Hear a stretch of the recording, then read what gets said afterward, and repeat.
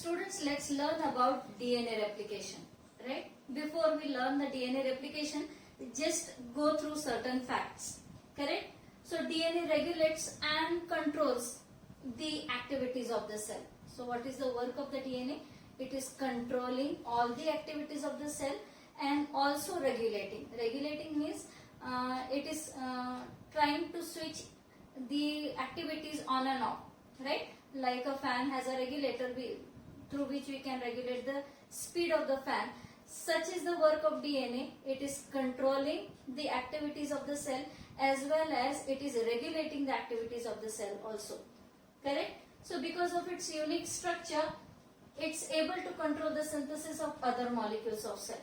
So it is having a unique structure, and because of its unique structure, it is controlling the activities of other organelles other than nucleus in the cell. Right? The cell has so many organelles inside it. Right? So what is the work of the DNA? It is controlling other than the nucleus of the cell. The other molecules of the cells are also controlled by the DNA. DNA is one such molecule inside the cell, and this single molecule is controlling all the other molecules which are present inside the cell. At the same time, when cell reproduces, the DNA also duplicates. So when the cell is going to divide, the DNA has to divide, correct? Because the daughter cells must get the DNA. So what happens when a cell division will take place? Before the cell starts division, that is when the cell is in the S phase that you learnt last year, the DNA duplicates itself. It forms copies of itself, so that both the daughter cells that will be produced will get a copy each of the DNA. As a carrier of genetic information, DNA has to perform two important functions. So DNA is the carrier of the genetic material. So it has to perform two important functions. The two important functions that the DNA performs is, the first function is heterocatalytic function. The first function is heterocatalytic function. In this function, when DNA directs the synthesis of other chemical molecules other than itself, right? When the DNA is directing the other chemical molecules inside the cell other than itself, it itself is a chemical molecule, right? But it is directing or it is controlling the other chemical molecules inside the cell. If that happens, then the DNA is performing an heterocatalytic function. So what is an heterocatalytic function of a DNA? When DNA as a chemical molecule starts directing the controls or starts directing the other chemical molecules inside the cell, then we say that the DNA is performing a heterocatalytic function. The examples of heterocatalytic functions are, the first heterocatalytic function is the synthesis of RNA. The tRNAs, the rRNAs and the mRNAs are produced on the DNA, and the process is called as transcription. So these are the second chemical molecules other than DNA which are produced by the DNA or which is directed by the DNA. Then let us talk about synthesis of protein. Synthesis of protein is another function that the DNA is performing, right? It is controlling the other chemical molecules inside the cell. And when synthesis of proteins takes place, you say that the process is translation. You have studied this in 10th standard. Then autocatalytic function. Let us study autocatalytic function of the DNA. When DNA directs the synthesis of DNA, when DNA itself is directing the synthesis of itself, when DNA is making a copy of itself, and when it directs the process, it is called as an autocatalytic property or autocatalytic function. And the example would be replication of DNA. That is, when DNA duplicates itself, it is actually performing an autocatalytic property of the DNA. Students, let's talk about semi-conservative mode of DNA replication, right? In eukaryotes, right, in higher organisms which are having eukaryotic type of cell, the eukaryotic DNA replicates or replication of DNA takes place only once during the cycle of cell division, and it is at synthesis phase of interphase of cell cycle. So in eukaryotes like you and me, right, in a cell DNA will replicate only during the synthesis phase of the cell division. So S phase is during the interphase, and in interphase the synthesis or new or duplication of DNA takes place only once during one cell cycle. Correct? Mode of semi-conservative replication was proposed by Watson and Crick. So who was the person who was responsible to propose the semi-conservative replication of DNA? It was again Watson and Crick. Right? They were the same scientists, the duo of scientists who gave the structure of DNA. The same scientists proposed the semi-conservative nature of the DNA. Now what do you understand by semi-conservative? Semi-conservative means when the DNA replicates, right, one of the, you know that the DNA is made up of two strands, right? Originally the DNA is made up of two strands. When the DNA replicates, when it will prepare a copy itself, what will happen? This two DNAs or these two strands will get separated. Correct? These are the old strands, original strands of the DNA, and on this the new strands are produced. Correct? That means half of the DNA is old, one strand is old, and on it a new strand is formed. This is called as semi-conservative. Right? During the replication of DNA, what is happening?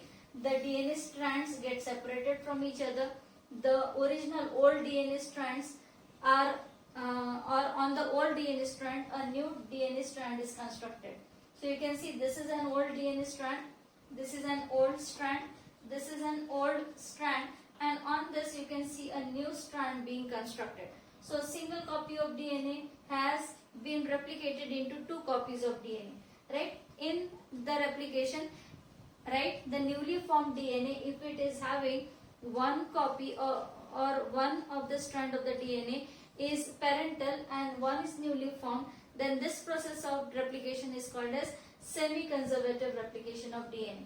Now Watson and Crick gave this semi-conservative or proposed this semi-conservative replication of DNA on two bases, right?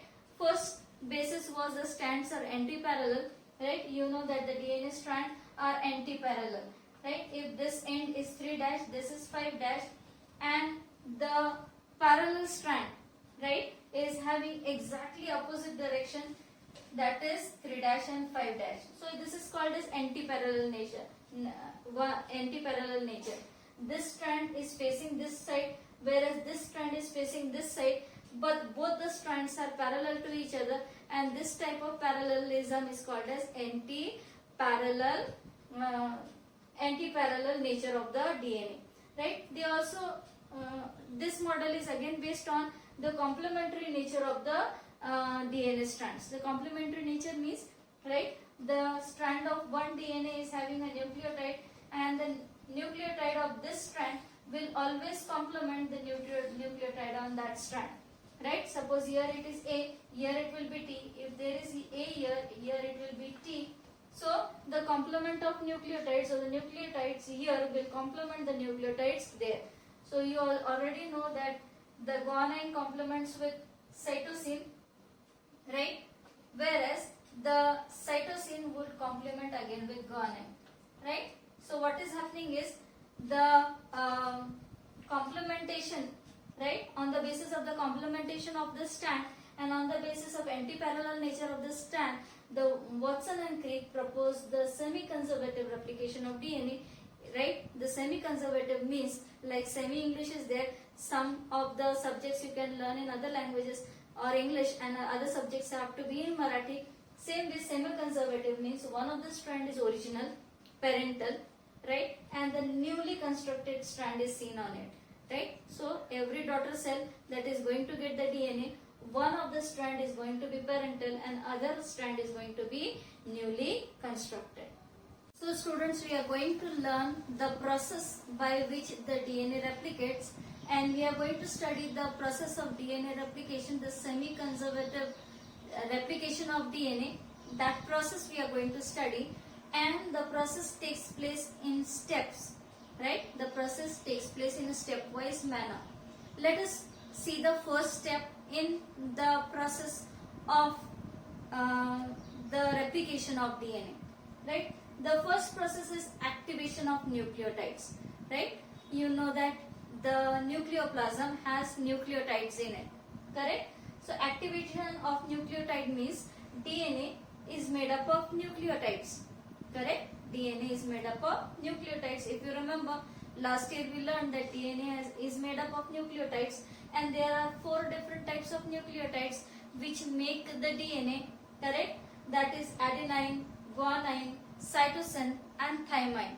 For adenine we use the alphabet A, for guanine we use the alphabet C, for cytosine we use the alphabet for guanine we use the alphabet G, for cytosine we use the alphabet C, and for thymine we use the alphabet T.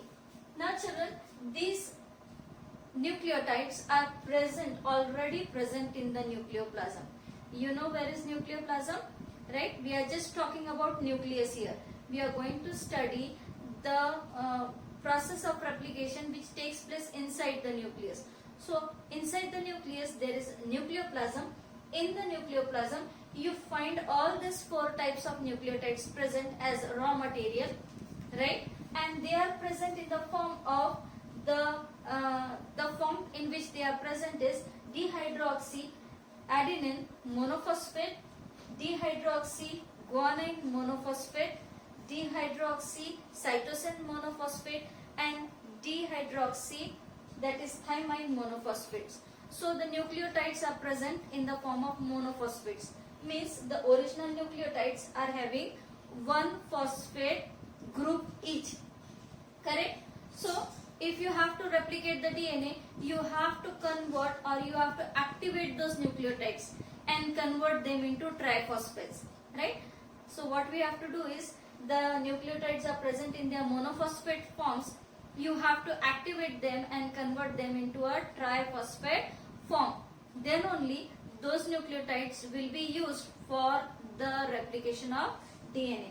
So how to activate the nucleotides, right? For the activation of the nucleotides, that is converting the monophosphates into triphosphates, you require ATP, right? That is an energy currency of the cell. Adenosine triphosphate, which is an energy currency of the cell. Plus you require an enzyme called as phosphorylase, right? So in presence of ATP and the enzyme of phosphorylase, the monophosphates slowly get converted into triphosphates. So let us see the process. These are the monophosphates of 4 nucleotides. You add ATP to it, right? ATP get converted to ADP, and 1 IP that is released gets added here to this monophosphates, and this monophosphates gets converted into diphosphates, correct? Now the monophosphate, the M has got converted to diphosphate. Now in presence of ADP, whatever was left was ADP. The ADP is having still 2 phosphate groups. So out of that 2 phosphate groups, again the ADP gets converted into AMP plus inorganic phosphate, and this inorganic phosphate gets added again to this diphosphate molecules, and the diphosphate nucleotides get converted into triphosphates, right? So this, and as a result of it, the ATP, right, we started with ATP and it got converted into AMP, right? There were 3 phosphate groups for ATP, right? One was given here, so it got converted to ADP, and one more was added here, so it got converted to ATP, and now this ATP has reduced to AMP. So that is what is called as activation of the nucleotides, and without activation of nucleotides, DNA replication will not take place. Let's learn about the second step in replication of DNA, and it is the point of origin or initiation point. That means the point at which the replication is going to begin is called as point of origin, or it is also called as initiation point. So the place from which the replication starts, it is called as the origin point, or it is called as point O. O stands for origin, and the replication terminates, or it gets over at termination point, and the point is called as point T. T stands for termination, right? So there is a place on DNA from where the replication will begin. It will be point O, or it is also called as origin point, and a place where the replication is going to get terminated, and it is going to be called as termination point, or it is called as point T. The origin is flanked by T sites, right? The origin from where the replication begins always has T sites so that the replication can be terminated. The unit of DNA in which replication occurs is called as replicon, right? So if this is a DNA, right, and if in this DNA there the replication is being done in this particular area, then it is called as a replicon, correct? In the entire DNA, wherever the replication begins, that particular part is called as a replicon. In prokaryotes, there is only a single replicon, right? You know that the prokaryotic DNA is a circular DNA, right? It is a circular double-stranded DNA, and the replicon is a single replicon. The point of origin and the point of initiation or the point of termination is 1. There is only one point of origin and one point of termination. Whereas if you talk about an eukaryotic DNA, there can be several replicons on the single DNA, right? So if this is a one replicon, this might be the second replicon, right? There may be some more replicons on that particular area. So this part, this area in which the replication is being done, it is called as replicons. In eukaryotes, there might be several origins and several termination points. So there might be several replicons on a particular DNA. Where it's in prokaryotic DNA, the replicon is single, correct? At the point O, endonuclease nicks or cuts one of the strands of the DNA, right? So now you can see it here. This is the DNA which is undergoing replication, and the replication begins here at a point, right? This is the called as the point of origin, right? This particular point is called as point of origin, and the enzyme endonuclease. It is also called as a molecular scissors, biological scissors. It is also called as a scalpel because it is an enzyme which will give a cut. So this cut is given by the enzyme endonuclease, and let us find out where the cut is given. The cut is given, or the nick occurs at the sugar phosphate bonds. Where does the cut is given? It is given in the sugar phosphate bond. So this is a structure of DNA where the sugar and phosphate forms a basic structure or backbone of DNA, and the cut is given in the sugar phosphate bond, and that is how the point of origin or the point of initiation is the place from which the DNA replication begins, with the help of the nick which is given by the enzyme endonuclease at point O. This is the place from which the replication is going to begin, right? So nearly somewhere here in the DNA. The third step in replication process is the unwinding of DNA molecule. The DNA molecule has wounded up, right? So it has wounded up. You have to unwind it, correct? You have to open up the DNA molecule, right? So unwinding of DNA molecule is the third step in the process of DNA replication, and the enzyme helicase operates by breaking the hydrogen bonds in the vicinity of point O. So if this is a DNA, right, what happens is there are weak hydrogen bonds in between. These hydrogen bonds are broken by the DNA helicase. These bonds are broken by DNA helicase, and what happens is now these two strands get separated from each other, correct? Due to the breaking of the bonds in between, the hydrogen bonds which were present, which were binding the adenine to thymine, the guanine with cytosine, the weak bonds that were there in between which were joining or keeping the two strands together, those hydrogen bonds are broken and the two strands are now free. They move away from each other, correct? So wherever the nick has taken place or wherever the point of origin is there, there the enzyme helicase starts breaking the hydrogen bonds, making the strands separate from each other, and this is called as unwinding, correct? Strands of DNA separate or they unwind, and unwinding is bidirectional, and it continues to form a Y-shaped replication 4. So how is the unwinding? It is bidirectional. The unwinding is taking place in this direction also and in this direction also.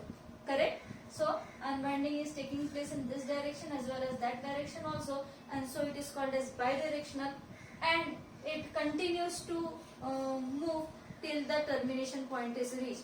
So the unwinding continues and it leads to the formation of Y-shaped structure. If you see this structure, this is an inverted Y-shaped structure. Correct? So now if these two strands are getting separated, they again can come together and join together because the base pairs on this strand are complementary to the base pairs here. For example, if this is having an A, it is having an complementary base pairs on that side. So there are chances that these strands will again come together and wind again. Right? So to prevent the unwinding, the single cell binding proteins prevent they are attached to this particular ends.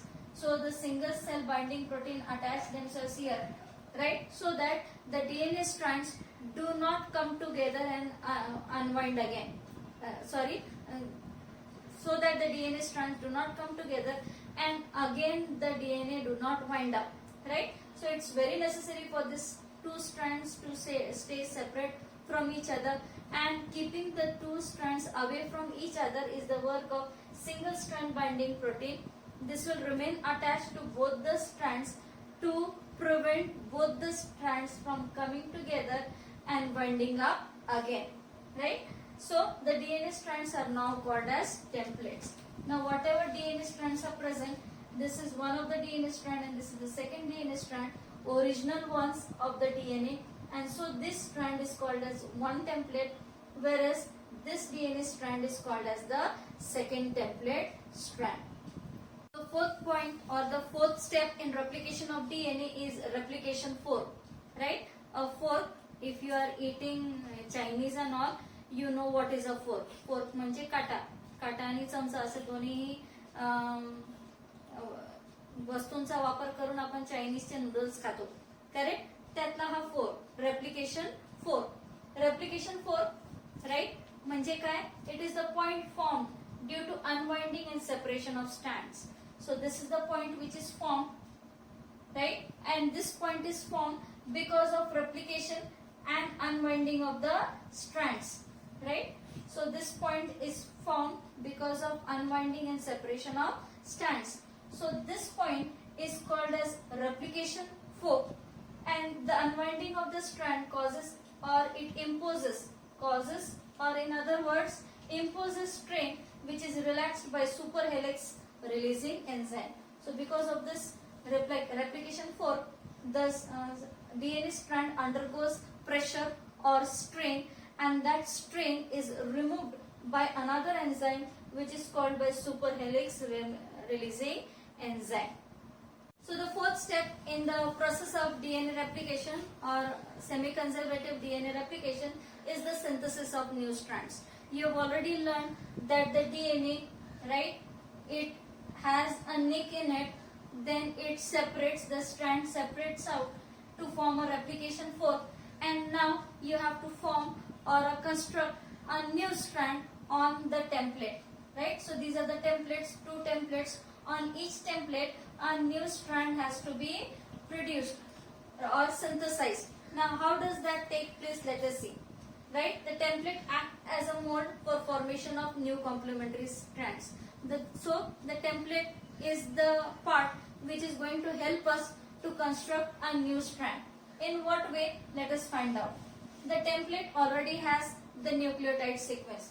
For example, if this template is having A, T, C and G on its strand, if the template is having one of the nucleotides or sequence of nucleotides on it, based on the sequence of nucleotides, you can always add a complementary nucleotide and thus construct a new strand. So the template acts as a mold, right? On the basis of this mold, we can prepare another strand on it, right? How do we prepare it? If there is an A here, you have to join T here. If there is T here, you have to join A here. If there is C here, you have to join G here. And if there is G here, you have to join C here, because the base pairs always complement with each other.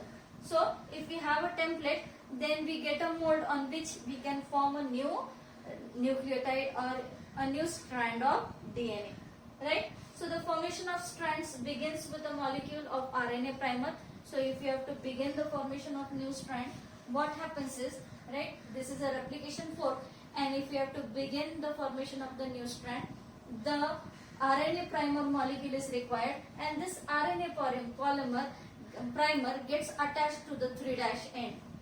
So if you can see this strand, it is 3' here, so RNA polymer will get attached here on this strand, whereas if you see this strand, it is anti-parallel, so the 3' end is here and the RNA polymer will get attached here.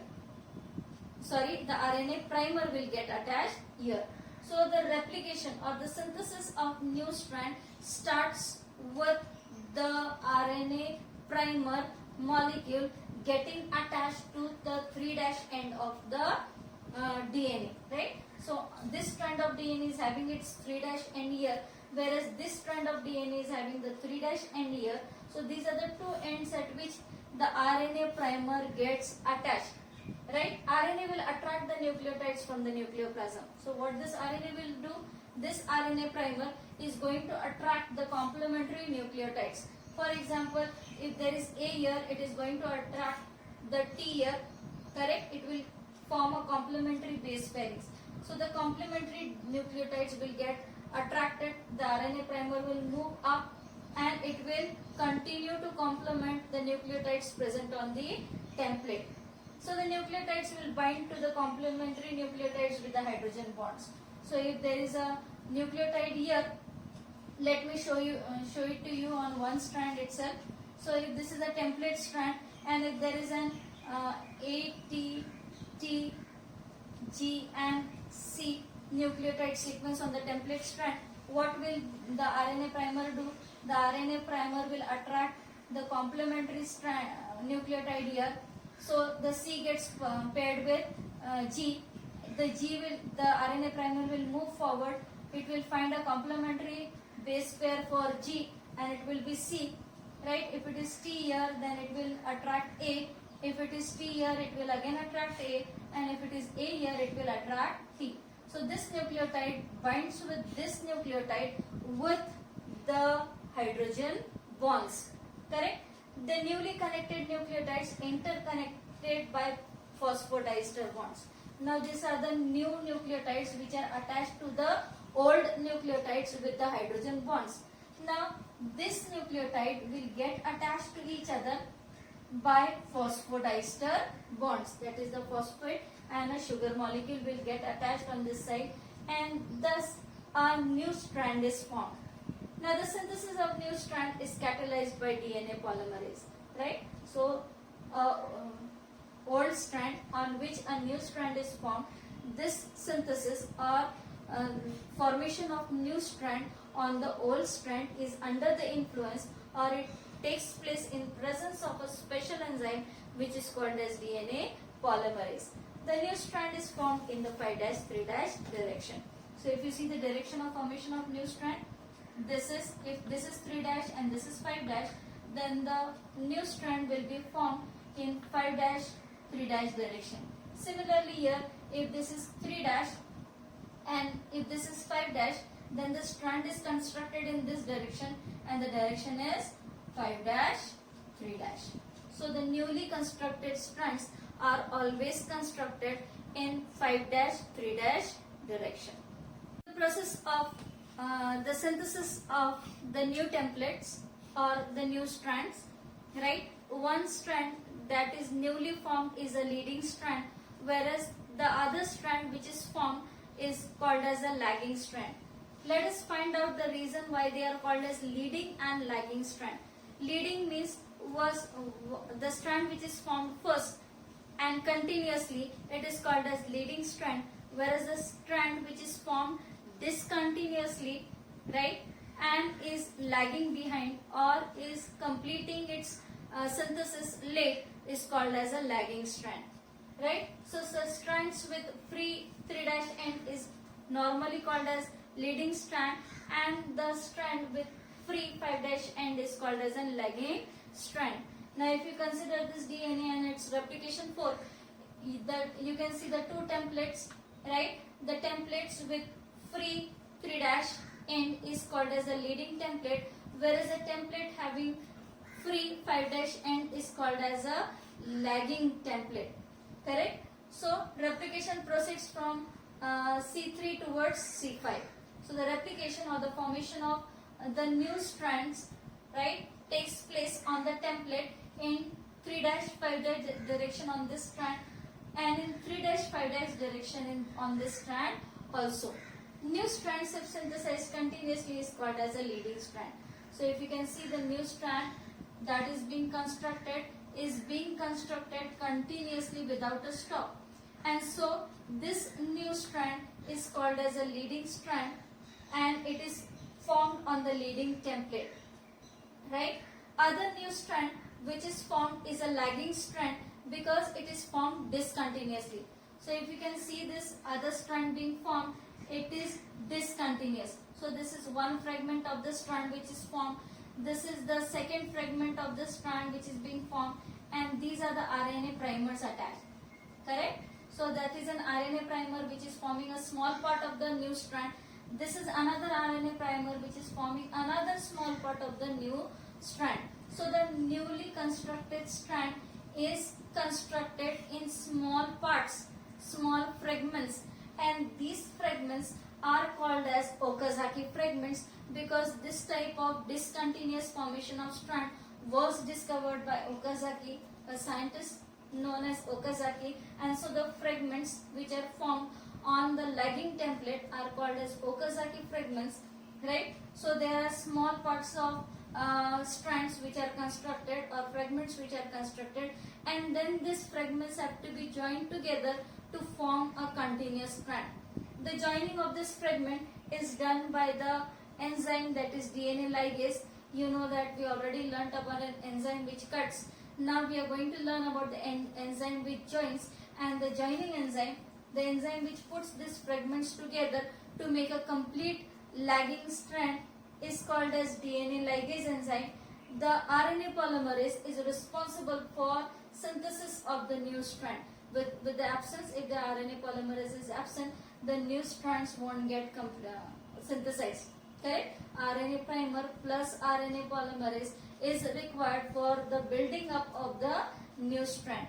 Then enzyme gyrase is also very necessary because after the new strands are formed, correct, the double helix is formed, right, with the help of the enzyme which is called as gyrase.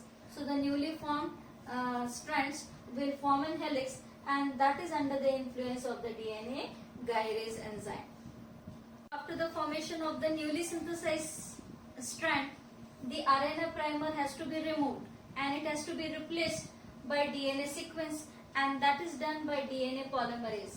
In prokaryotes, DNA polymerase 1 is the enzyme which is responsible for this replacement of RNA primer by DNA sequence, whereas in eukaryotes, the DNA polymerase alpha, this enzyme is responsible for removing of RNA primer and adding of a short sequence of DNA. Then let us talk about formation of daughter DNA molecules, right? As a result of this replication, what will happen? We get formation of two daughter DNAs, right? So earlier it was a single DNA, right? Now after the replication, you get the formation of two daughter DNAs, correct? So this was the parent, correct? And from this parent we get the formation of two daughter DNAs, right?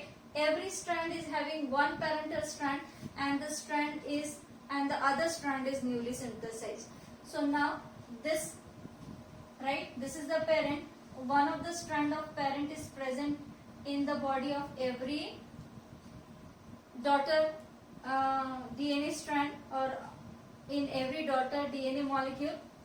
One strand is parental, while the other strand that is formed is the newly formed strand, right? So in this the 50% strand, that is half of the strand belongs to the mother DNA molecule, and the half of the DNA strand, the other half of the DNA strand is newly formed, right, in both the daughter molecules.